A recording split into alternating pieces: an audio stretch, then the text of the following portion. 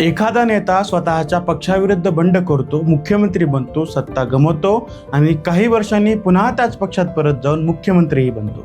हे ऐकायला एखाद्या चित्रपटाची कहाणी वाटते, पण महाराष्ट्राच्या राजकारणात शरद पवारांनी हे प्रत्यक्षात करून दाखवलं होतं.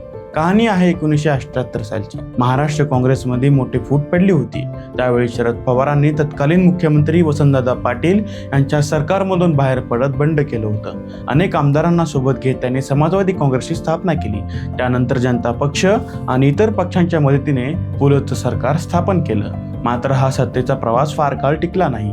1980 मध्ये केंद्रात इंदिरा गांधी सत्तेत आल्यानंतर त्यांनी महाराष्ट्रातील पुलोत सरकार बरखास्त केलं. मात्र पुढे इंदिरा गांधी यांच्या हत्येनंतर राजीव गांधी देशाचे पंतप्रधान झाले. काँग्रेसमध्ये नव्या नेतृत्वाची गरज निर्माण झाली होती.